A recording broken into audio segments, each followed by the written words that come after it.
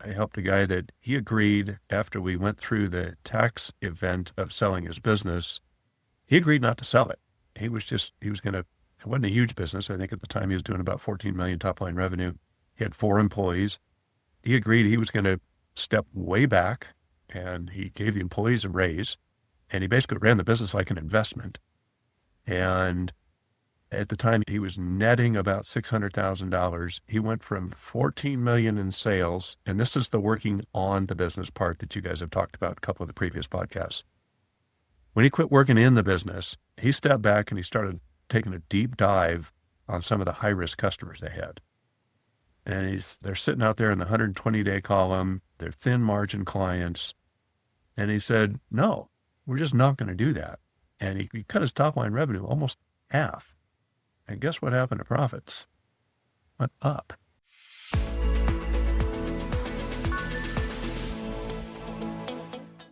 Hello, and welcome to another episode of the Flywheel Effect, where we're sponsored by Vital.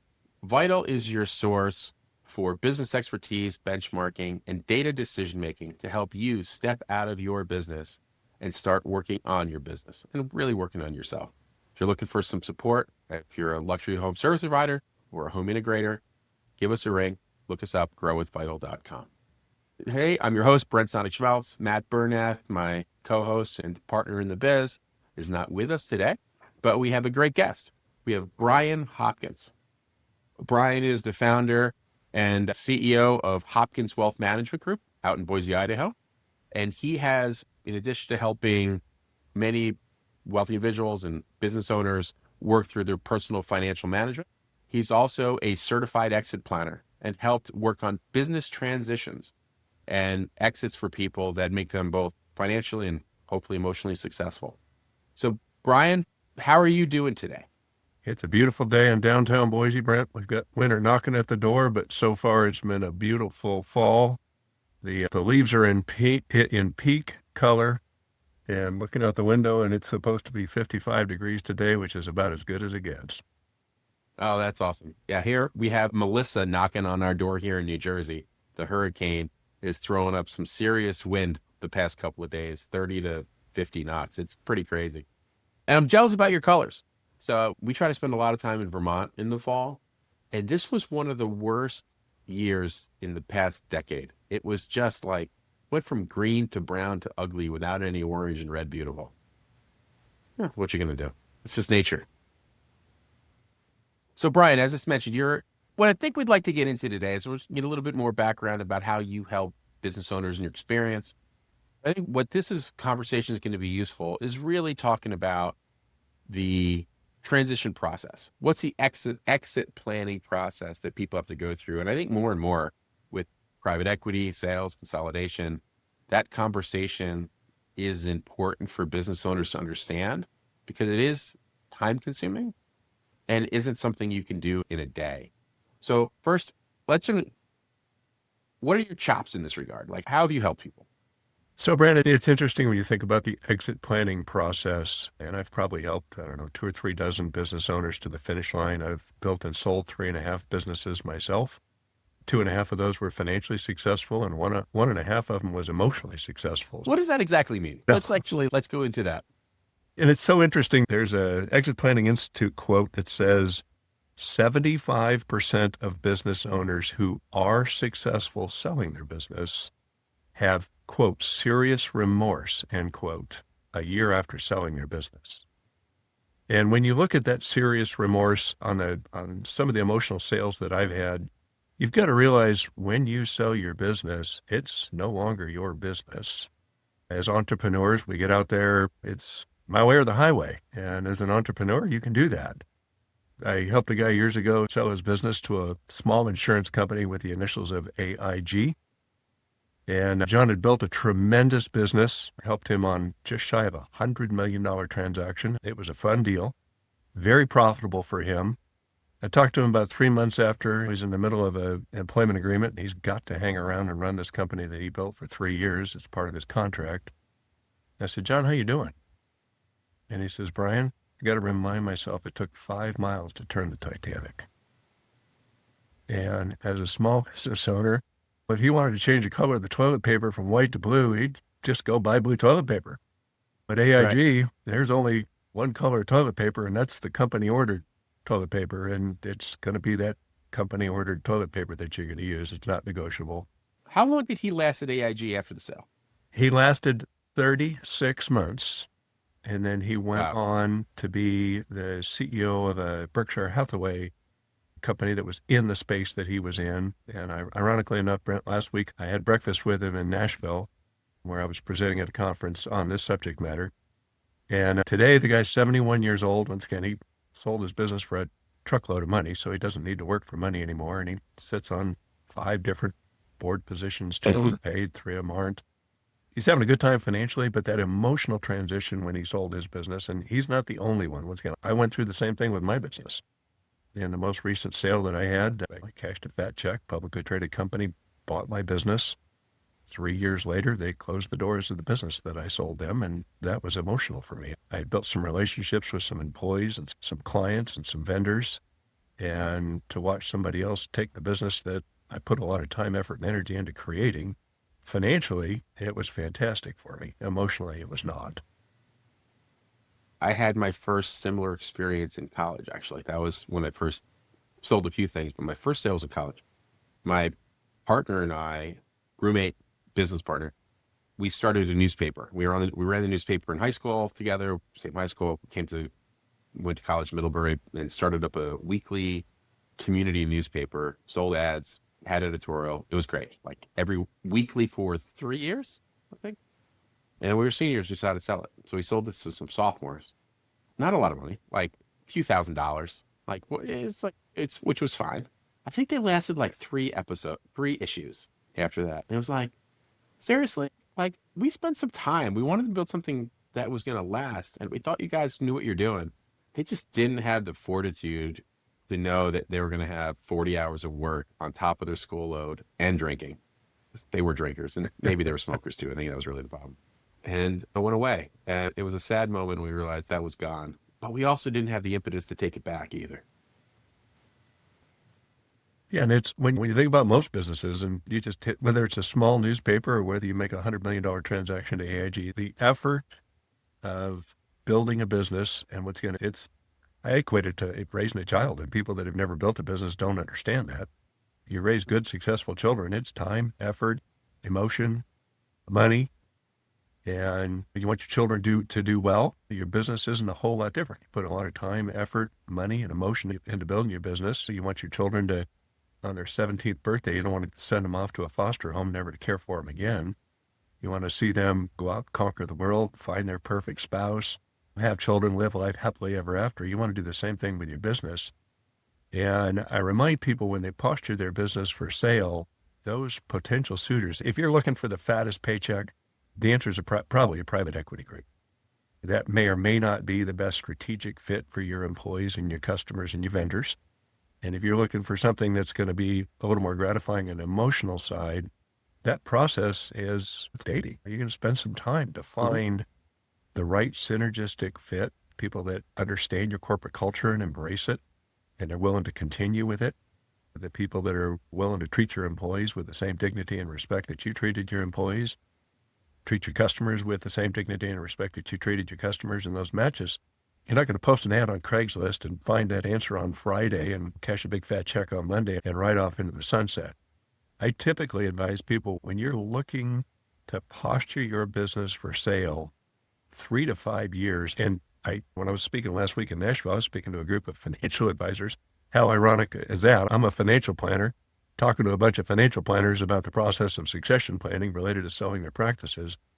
In the financial planning industry, my comment would be that might take 10 years because that's a business where you build relationships that are decades old. When you think about what I do as a financial planner, my clients trust me with something that's about as personal as it gets, their money. If I were to call you and say, hey, Brent, I know we've been working together for the last 30 years. I've helped you with a couple of businesses. I've helped you with your estate plan, your retirement plan. Oh, by the way, I sold my business to Bob, and best of luck. You're probably going to feel a sense of panic. My gardener did that to me, and he said, hey, Brian, I've been doing your lawn for 20 years. And Thursday, I send you a letter that says, thank you for the patronage for the last 20 years.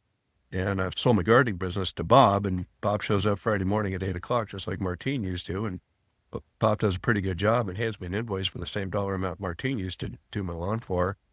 That transition could take 24 hours, no big deal. So depending on the business you have, the relationships, the depth of your contracts, customers, vendors, et cetera, my comment is a minimum, if we're going to maximize the value of your business and if we're going to get you as emotionally prepared for this transition as we can, 3 to 5 years is a good place to start process.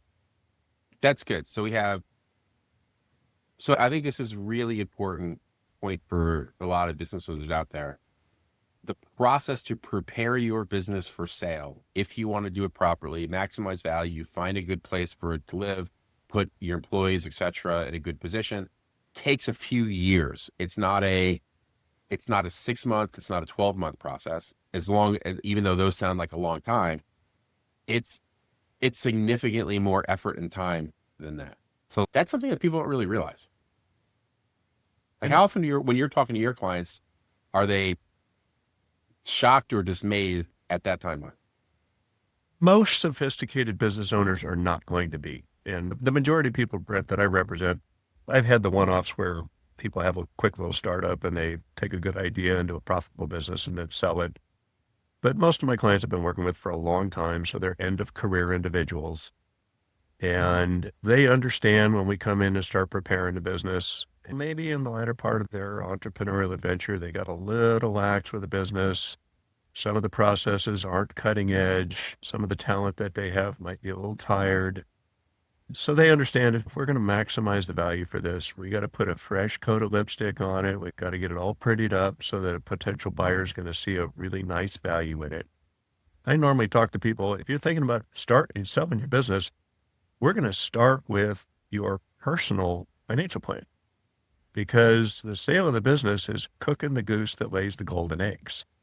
And particularly if you're a later career person, when we sell this, you're probably only going to have one chance to do this. And we've got to do it, got to get it done. So we start with your personal financial plan and say, okay, after the business is sold, I'm going to assume we're just going to talk about paying taxes. So when we talk to clients about selling their businesses, we have 7 different tax strategies that we start with, but that's way beyond the scope of today's podcast. But let's just assume you're going to sell the business. Let's assume you're going to sell the business in a fully taxable event, and you're going to sell your business for 5 times adjusted EBITDA. Well, after the taxes are paid, I'm not going to, as a financial planner, going to promise you we're going to be able to go out and find investments that are going to pay you 5 times adjusted earnings and do that on a consistent, predictable basis. We've got to make sure that the fundamental personal financial plan is solid. And after the sale of the business, you're going to be financially secure. You worked really hard to build a successful business. And then going to my other comment, you got to make sure you're emotionally prepared to do this. In the process of doing that, you got to say, all right, what is my post-exit role? And what am I going to do? I stole an idea from another advisor, and I'm sure psychologically there's a reason to do this. Have my prospective sale clients write down 15 things they're going to do the year after the business is sold. Why it's 15, I have no idea. I'm sure there's some psychology white paper that's put together. This is why 15. And then you talk to people about the significance of the success that they built and the significance they're going to have beyond the sale of the business. Talking about the client of mine that sits on a couple of boards. He's not setting the alarm for 5 a.m. He's not dealing with an hour-long commute and rush hour traffic to get to the office. But he sits on these boards where he takes his 40 years of industry experience, puts it to work in a fashion where he feels like his life has purpose. For most entrepreneurs, we're high-strung, type A personalities going 900 miles an hour all the time. And buying a rocking chair and a fishing pole is probably not going to be a graceful transition into your retirement. So, again, the emotional side of the transaction, again, arguably, it's just as large as the financial side of the transaction. Two questions. First question's a little detour. I actually was in Nashville at exactly the same time you were. I was with a buddy of mine who invited me down. I'd never been to Nashville before. Had you ever been to Nashville before? My first time, Brent, was 30 years ago, and I will tell you, that town has changed a lot 30 years. Yeah, I had a ball. Yeah, hopping good time. One of the locals said, hey, did you see our national bird? It's the crane, being defined as the construction crane hanging over Nashville. That town's got some stuff going on. I'm sure you noticed the traffic, and if you got anywhere near Broadway, you weren't the only person on Broadway. My wife and I took my wife on this trip. We were there for 4 nights, and we went out the first night after having had dinner with the folks that I was speaking to, and it was busy. It was crowded. We had a great time in downtown. And the next night, my wife says, let's go down a little earlier and see if we can avoid the traffic. 5 o'clock was earlier, and we didn't avoid any of the traffic, man. That place is definitely popping. It was hopping. No, I had never been before. And a friend of mine invited, actually, this guy has a vacation, friend of mine has a vacation home in Nashville. He goes to New York, flies to Nashville to go with his family to do whatever. He's got this weekend dialed. We played golf. We played padel, which is like pickleball, but different. All day long, shower, get dressed, head downtown, like walking the street. We have dinner, go out to these clubs, and it's this wild mix of people. Everybody having about as good time as you can. Nobody's aggro. Everybody's dancing and singing. Maybe 100 bands playing at the same time. If you count all the bars, we were in one bar that had 4 bands playing simultaneously on different floors. And it blew me up my mind. This is wild. This is like, they talk about Vegas having live entertainment music, but this is in this tight little area, as intense and cool as you can ever hope for. Like, I'm looking forward to going back. Yeah. If New Orleans and Las Vegas got married and had a child, I think it'd be called Nashville. Yeah, I think that's exactly it. Yeah. Got the best of both of them. So anyway, that's what is just funny coincidence. We were both there at the same time. Second, you talk about this emotional, and it's really interesting. So my father, car dealer, this has come up on a bunch of these podcasts. My family's been car dealers since 1920, selling Fords for now over 100 years. They still have cousins in the business. He owned a few dealerships. In 2005, this was like his mid-50s, and he realized that he was just getting tired. He didn't have the energy to do it anymore. So he decided it was time to sell. And he found a buyer, sold his dealership. I don't think he hired a broker, he just knew who to sell it to and was able to figure it out. And a little more straightforward transaction because it's another car dealer. But I think for him, and this is why it brings him emotional, sometimes it's the realization that it's time. And what he realized is that most car dealers that he has known that were in the same position he was held on for too long. And because of the leveraged, difficult nature of the car business, they ended up with basically nothing at the end. And so he realized, look, I'm in a position today where I can sell, be comfortable, live the rest of my life in a good way. If I wait, I may not get what I expect. Better to do it now, maybe a little early than too late. I think that was a really kind of mature thought process. I would concur 100%. I think most people wait too long to think about the sale of their business. And going to your point, if you get tired and burn out, and no disrespect to old employees, I helped a guy sell his business in the fourth quarter of last year. And when we started his process about 3 years ago, his senior financial officer was 72 years old. There was a lot of paper in that guy's office and a lot of systems that were 30 plus years old.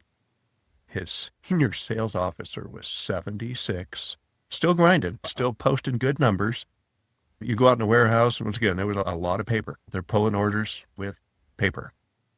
And this guy I think he was about 62 when we started this process. And we started working on the business to make the business, I call it de-risking the business.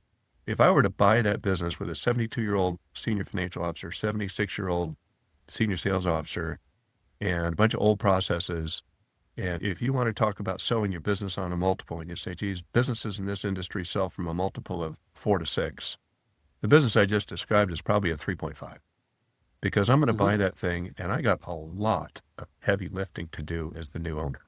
One of my first objectives is I got to start hiring some new talent, because these people are past traditional retirement age. I'm not going to fire them if they're good employees and if they're doing a good job, but I'm certainly losing some efficiencies, and I've just got to think about this business a lot. So we started with the financial officer, replaced that person with a now early 50s, then was late 40s, CFO. You walk into the office today, there is no paper. They've gone 100% paperless. They've got automated processes that are phenomenal. You go out in a warehouse and there is no paper to be seen in the warehouse, and things are getting shipped very efficiently. At the time, they also had a heavy concentration in one customer. They had one customer that was almost 40% of their total revenue. So they hired a couple of additional salespeople. Again, they didn't fire the 76-year-old guy that was still grinding. They just gave him his key accounts and let him call on his buddies and go golfing, which is what he was really good at. But they hired some young guns that came in and grew the top line revenue. And I'm not saying you shouldn't grow top line revenue, but their growth of the top line revenue was to minimize the emphasis of this customer that was 40% of total revenue. Now you're minimizing the risk. If I come in there as a buyer and I say, geez, what do I have to worry about this business? Business is tuned up. It's humming. And I might make a few tweaks when I get in there, but it's not a full send. I've got to immediately start replacing people because, again, they're past traditional retirement age. Heaven forbid if they come in, they got a health problem or worse, they don't come in because they're dead. That's risk. So in the preparation of preparing your business, 1, let's make sure we're financially ready. 2, let's make sure we're emotionally ready. 3, let's de-risk the business. So once again, if you're in an industry where it's a 4 to 6 multiple, and I say, all right, I did all that de-risking, can we get 6.5 or 7 times adjusted EBITDA?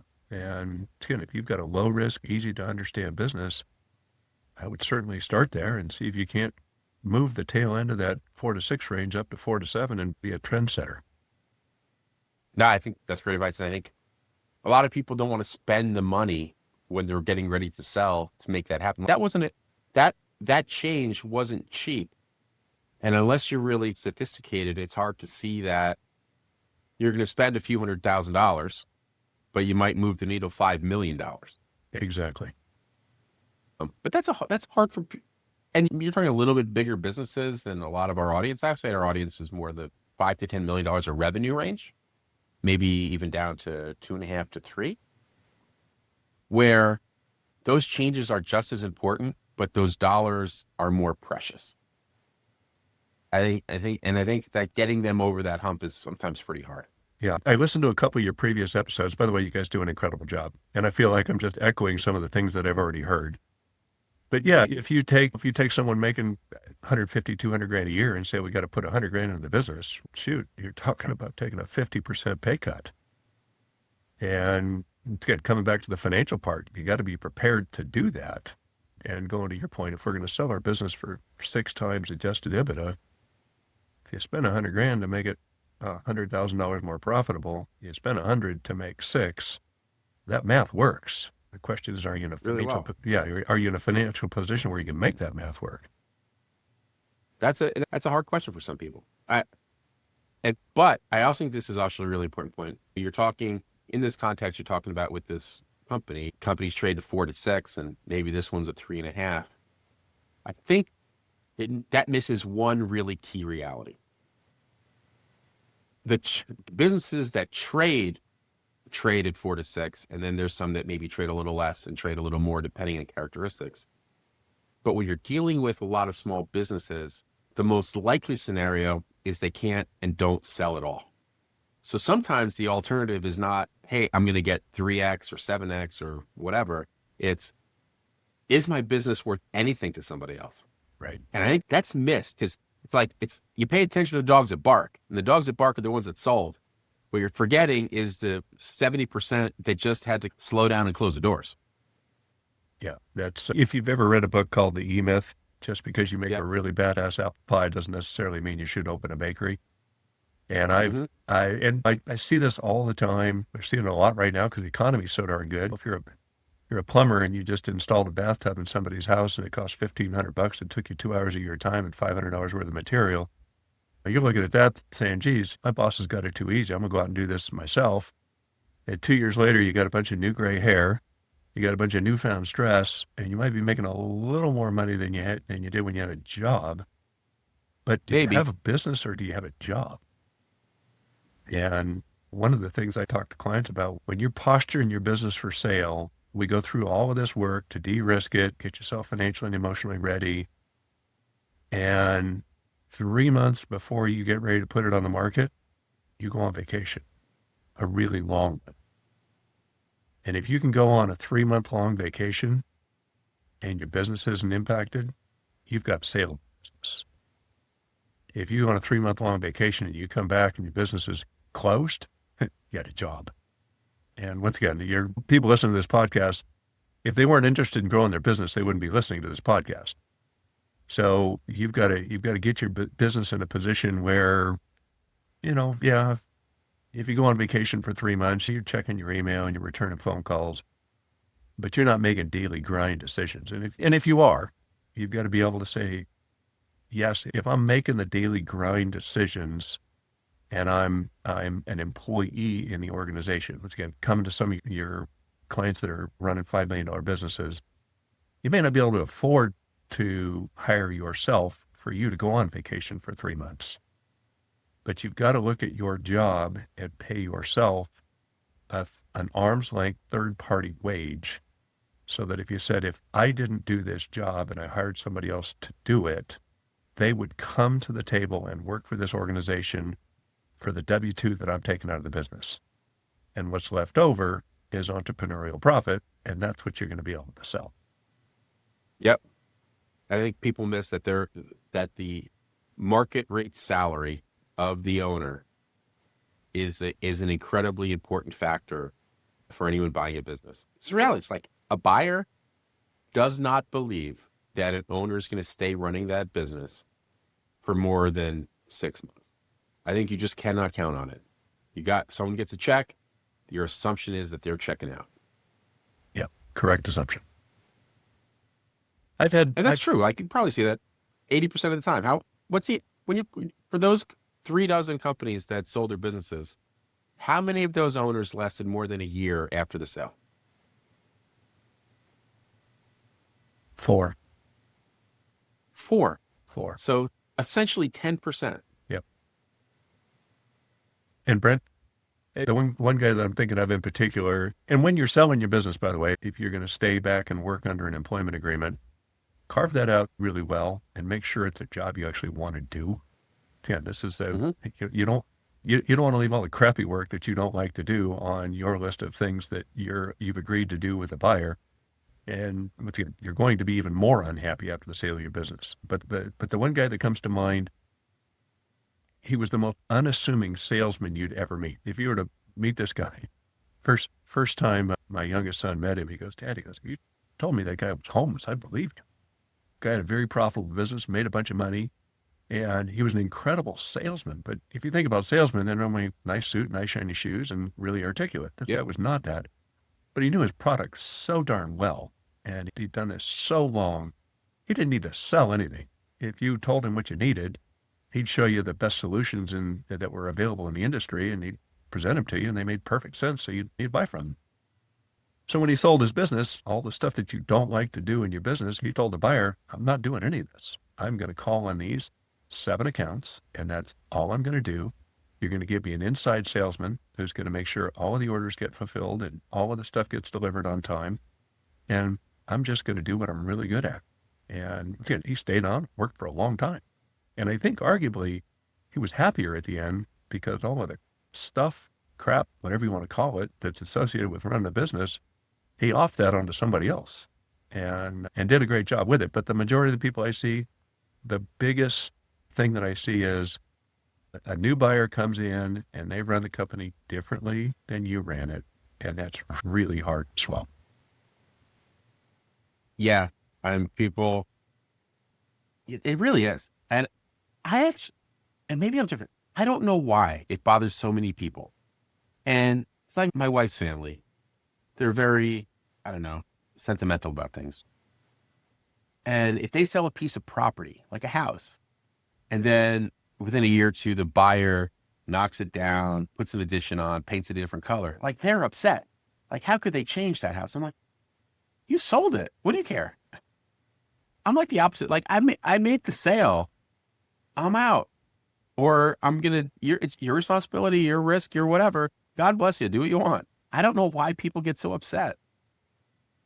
Yeah, you just described my wife, by the way. About 5 years ago, we sold a house that we had been in for 20 years, and she comes back, and the people we sold it to aren't taking care of the yard. We used to take care of it, and house needs a little painting, and she's doing all this stuff. And going to your point, Sonny, they handed us a big fat check, which we cashed. We live in another new house, And geez, we can paint it green if we can't paint it green because we live in a homeowner association, but hey, they've got that light brown color. If we want to make it a light green color, and as long as the association approves it, it's our house, whatever color we want to paint it. You see that you talk about a house, that's an emotional, I call it a use asset. It's an emotional event, but arguably a business isn't a whole lot different. It's different. Yeah, they're going to take that business, they're going to paint it a different color, change vendors, change employees, whatever it is. It's theirs to do with. That's why it can come back to the selection of the strategic buyer so that as little things that are going to upset you on the backside of the sale are taken out of the equation as possible. I'm helping a guy. Hopefully we're going to close the sale of his business before the end of the year, but if not, probably in early January. And he's probably courted, I'm going to say 20 potential buyers in the last 5 years. And ironically enough, the company that's buying him, he used to work for when he was fresh out of college prior to starting this business. And he didn't think they were in acquisition mode, so we didn't even float the deal out to them. And one of their folks internally on the buyer side had reached out to him. The guy's going to be 77, actually is 77 today. So he turned 77. It's time for him to think about selling the business. He's had a really good run. He's built a really nice organization. And they approached him, and business was not actively for sale. And he's giddy with the idea that he understands his corporate culture. He worked there 50 years ago. Corporate culture might have changed a little bit in 50 years, but he knew them. They were a quasi-competitor, but he calls them colleagues, not competitors, because they do their job well. They represent the industry well. So for him, he's super excited. They're gonna leave the organization pretty much as a subsidiary. They're not going to fold it up into their operations. This guy's built an incredible executive team. They're excited to have this well-seasoned team of professionals, from the financial guys, the sales guys, the ops guys, the HR folks. So like I said, he found the right buyer that's going to fit well strategically, and his employees are going to do well. Again, we've not announced the deal yet, but I've known most of his employees for decades. And I know how they are. I know the corporate culture that they enjoy. This guy's got a great organization. His employees don't leave. And I know the competitor or the buyer, and they run a similar organization. They all buy from the same vendors. They have a similar customer service philosophy. So I'm anticipating he's going to have a good, successful transition. But once again, he didn't go out and kiss a frog and find a prince. He courted quite a few before once again, he wouldn't even court this. They found him. And like pointing out something like, and this seller clearly cares about this, is there's this concept of finding the right fit for your business, which is like finding the right spouse for your child, I guess, for a lot of people. But some sellers just want the biggest check. And the question is, if you want the biggest check, is there any room to really care about the other stuff? If you're lucky. But if the check is the motivator, private equity is probably your buyer, and private equity is going to do what private equity is going to do. And if you're looking to cash the biggest check, you might get lucky and find a strategic buyer that has a big checkbook. And that process is going to take some time if you can get lucky. Yeah, big checks outside either PE or private equity or some synergistic fit is typically where you're going to cash the largest checks. Family business or internal management, family succession or internal management is probably where you see the lowest checks. Not 100% of the time, but if you were to take some generalizations, those are the rules. And yeah, if you transition, my youngest son is my succession plan. He's 28 years old, been in this industry for 5 years. I'm training him up. Not sure when I'm going to retire, like what I do. I'm getting pretty good at it. But emotionally, when I transition some relationships to son, I know who he is, know what his moral character is, and I'm going to feel comfortable. Those relationships are going to get transitioned successful. If I was looking to collect a larger check, it's probably not coming, man. If money's the motivator, you got to understand that there might not be 100% emotional satisfaction on it. But a friend of mine that sold his business for a big fat check said, money cures a lot of problems. It does. Money cures a lot of problems. Because I think some of the issues people have in this emotional process you're talking about is that idea of this with some sellers is like, they're also afraid. Do you get, actually, I was just say something, say something else. I think a lot of sellers are afraid that the buyer is going to be successful with the business in a way they weren't. And as a result, they felt like they left something on the table. And like, they want to get paid for what's possible with the business in some unknown future, as opposed to recognizing that their business future opportunity is important. The primary value of the business is what it is as a foundational asset. And I talk to a lot of people that want to sell that are too hung up around these future opportunities, and either they don't sell, they take too long, or they try to ask for too much money because they're afraid of leaving anything on the table. I think your internal sales, the whole idea is that you want to leave some stuff on the table or on the bone for your son or your succession. But I think that holds up a lot of sales. Do you see that? I do. We helped a guy sell a generational business, and it was a synergistic fit. He's a manufacturer's rep, and he had some lines that the buyer didn't have, and he had some territories that the buyer didn't have, and rolled up, and it's been a good fit. And the seller's 66 years old, so he's not a young guy. And he put an earnout into the deal, and it's a cliff, and he's got to make sure that this transition is successful, and the customers remain happy, and the orders continue to come in as aggressively as he thinks they're going to come in. And if he's successful in that, he's going to cash a big fat paycheck. Once again, it's a cliff. If he misses the bogey by $1, he's got a problem. And when he was negotiating this deal, I thought that was a good exit for him. I don't think emotionally was 100% ready to sell the business yet. Again, he was 66, but he still had plenty of energy. The guy, he was a interesting background. He's got an engineering degree, but he's a salesman. And they sell some pretty technical products. But he still enjoyed the thrill of the hunt. And they came in and offered him a big fat paycheck, which he financially did really well for him. But the emotional side, geez, I'm just not ready to hang up the spurs quite yet. So we negotiated in an earnout, and if he and his management team are successful, he sold the business for some really good money.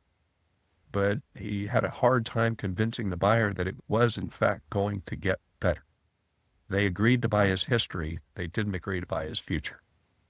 Again, we stayed at the negotiating table for quite a while and negotiated this earnout. And the buyer said, "Geez, you do that, what do we have to lose?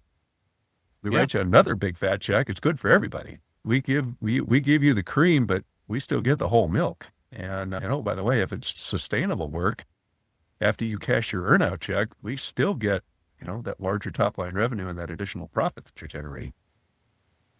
So before we move on, I just want to make sure I define an earnout for people who are listening who may not have, that's a little more sophisticated deal term. When you're selling a business, and please, Bryan, add to this as you see fit. When you're selling a business, there's a price for the business that you receive day one. Sometimes there's a gap between what you, the seller, think the business is worth and what the buyer thinks it's worth. And often that gap is not going to be overcome by just additional cash. So you can structure an earnout. An earnout is a future payment based on some performance hurdle. And it can be structured in a million different variety of ways. But for simplicity's sake, assume it's going to be the business has to grow 25% over a year for the first 2 years, and you get another $1 million. And that bridges the gap, but it says, okay, you said the business can do this. Take some risk in that and prove it. Gives people incentivized to stick with the business a little bit, aligns interests if it's done properly. There can be issues if it's not done properly, but that's the basic idea of an earnout. Bryan, do you have anything to add to that? No, I think that's a perfect description. I actually like that strategy. In my opinion, everyone's rowing with the same oar in their hand. Everyone's got the same common objective, which is to help this successful business continue to be successful and more successful into the future. I haven't seen a bunch of them over the years. It's fairly uncommon in the transactions that I've been involved with. But yeah, like I said, I like that strategy. The idea that it's got good common ground. It gives the seller financial incentive to make sure that this transition is smooth. The last thing you want to do as a buyer is buy a business and have a 1-year employment agreement with a seller, and suddenly the seller's attitude goes out the window because you just cashed your check. And Yep. bad attitude in any organization is like a cancer. You need to cut it out and get rid of it. And heaven forbid if the guy that used to be your boss now has a bad attitude, that bad attitude is going to circulate in the organization very rapidly, and you want to get rid of that. So you got to make sure that the seller's got an incentive to come to work with a smile on his or her face and say, yeah, I was happy with the sale. It was emotionally successful, financially successful. And I'm going to come here and make sure that we're all having a good time for the next year, 2 years, whatever that earn-out period is. I personally think it's a pretty solid strategy. Keeps everyone on the same playing field. Going to your point. There is one big problem with them though. You can structure them in a way that feels like incentives are not aligned. Like, I think if it's revenue with a gross profit, required gross profit minimum is great. Like, everyone can get on board. If you're using more of EBITDA or net profit, the seller no longer has control over that.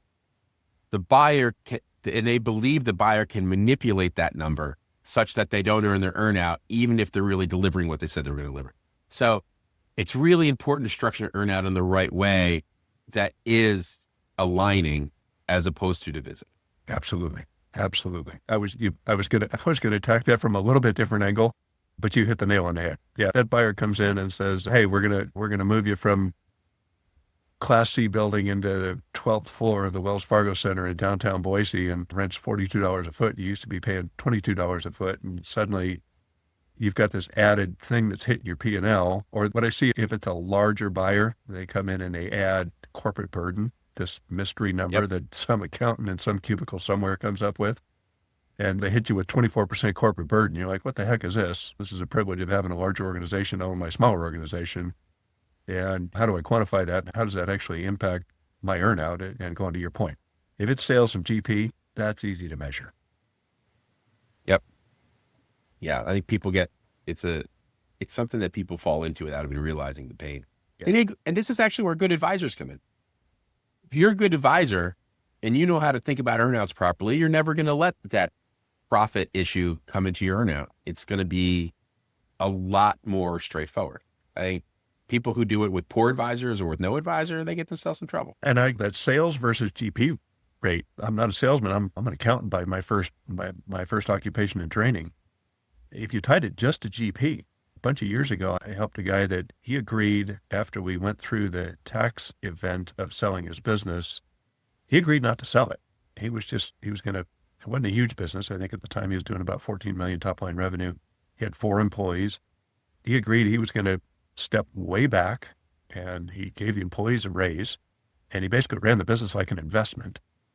And at the time he was netting about $600,000. He went from 14 million in sales. And this is the working on the business part that you guys have talked about a couple of the previous podcasts. When he quit working in the business, he stepped back and he started taking a deep dive on some of the high risk customers they had. And they're sitting out there in the 120-day column. They're thin margin clients. And he said, no, we're just not going to do that. And he cut his top line revenue almost half. And guess what happened to profits? Went up. And I'm not saying to anyone, hey, go out and fire your bottom quartile customers today. But I'd look at your bottom quartile customers and say, why do we service these people? Instead of the way this applies to many of our listeners who are more trades, so like home services, luxury home services, integrators, is we try to tell them, look, you don't have to win every job.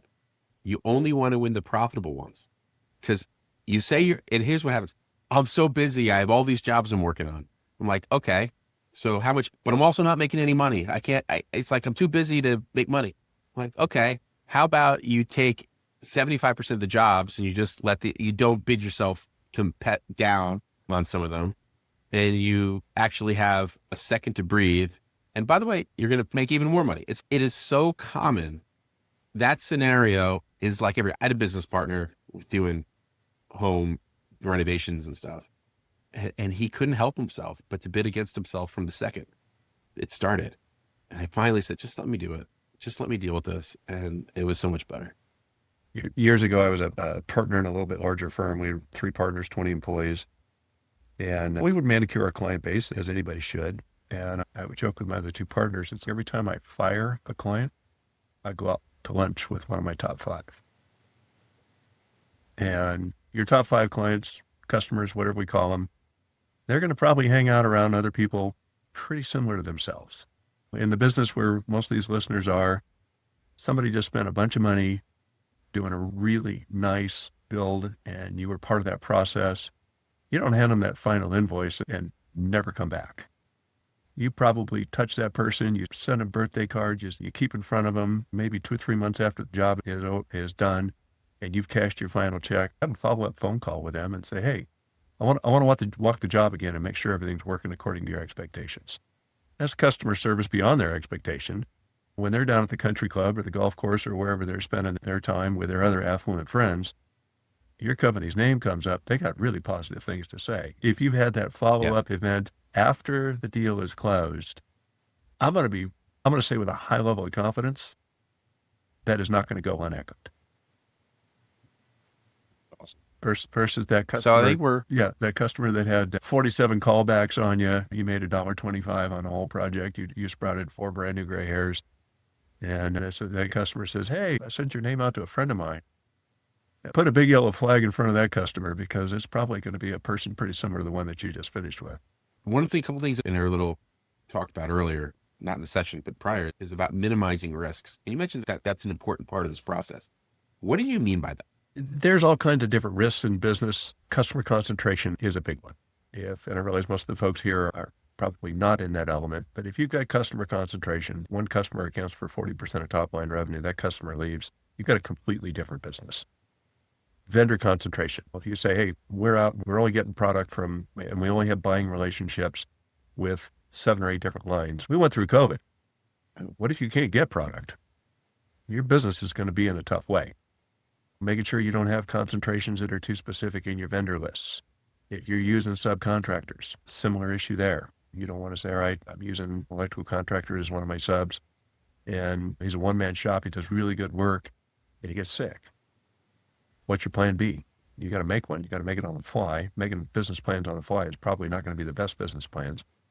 Employee depth, age, expertise, commitment, all those other things. You got to make sure that your employees are not bringing risk to the table. Again, I'm not bagging on old people. If you're buying that business that's got a 76-year-old salesman, you're probably a little more concerned about when am I going to have to replace that person and what's that going to look like. You look on the contract side of things. As we mature in businesses, we tend to take relationships for granted. And if we don't have contracts in place, some of those things can cause us to have to make snap decisions, and normally snap decisions aren't profitable ones. So you want to make sure that your contracts are good and solid. And these are business processes. As your business evolves, I haven't met a single small business owner yet that loves HR.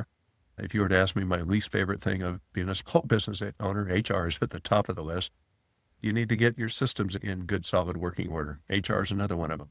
If you don't have an employee manual, and it's not a written policy that you're not supposed to be patting the secretary on the backside, and suddenly you wind up being a defendant in a sexual harassment lawsuit, you have risk in your business. So again, the more systems, the more formal systems, I realize as small business owners, we say, hey, I'm really good at high-end AV in a home, and that's what I want to do. Unfortunately, these other things are hard to run in a business, whether you're running an AV business, a trucking company, a financial planning firm, whatever it is.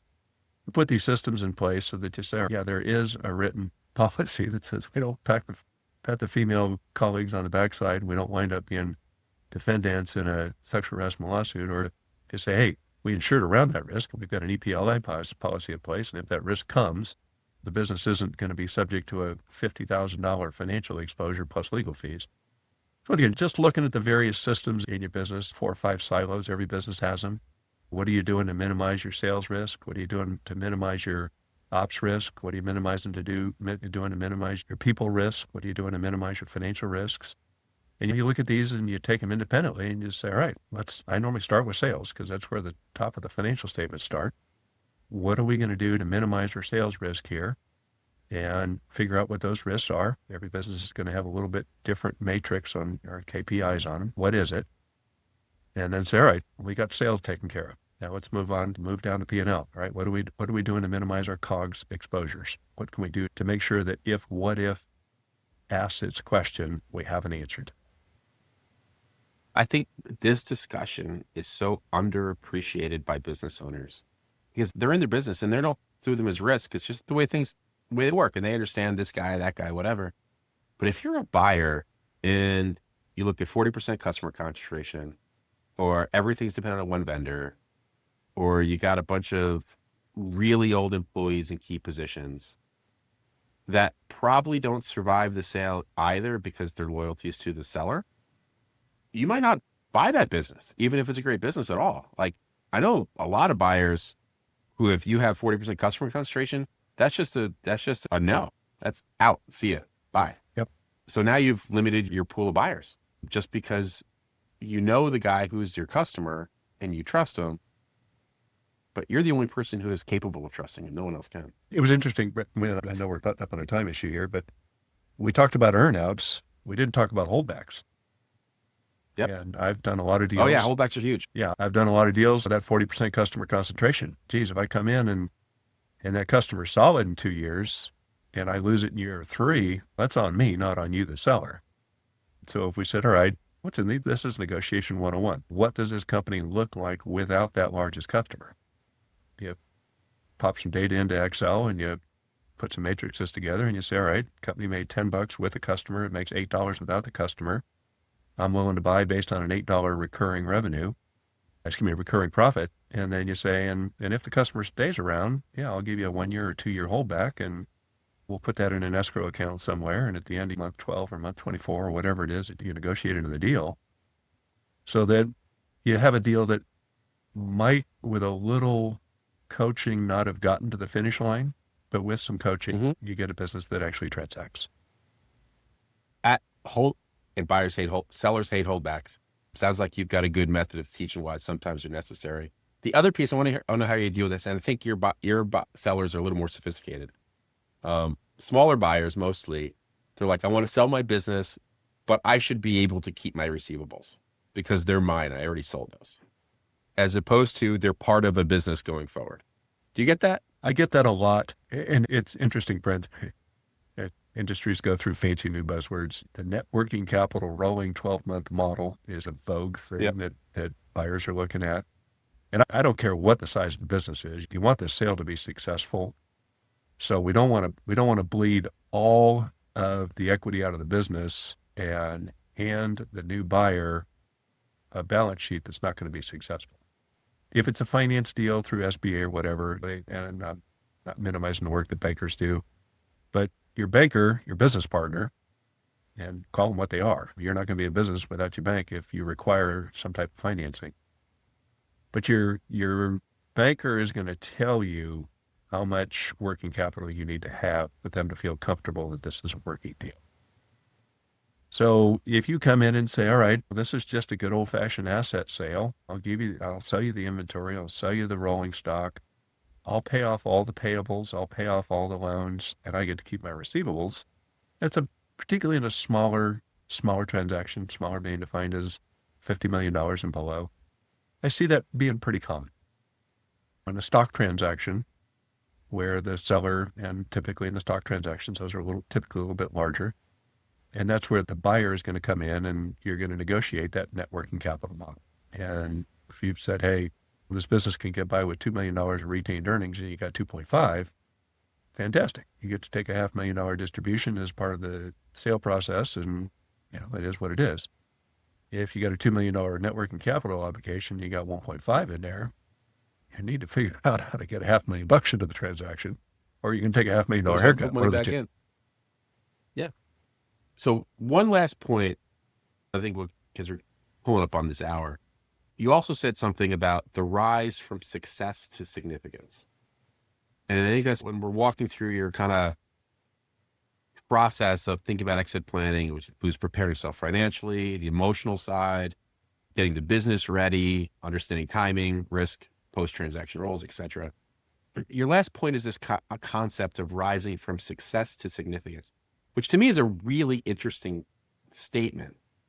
And I don't know, understanding that difference, And I really want to hear like your thoughts around that, because it's, for me, it's the difference between, I think this way, like in politics, you could be a successful politician, but if you're significant, you're mentioned in the history books.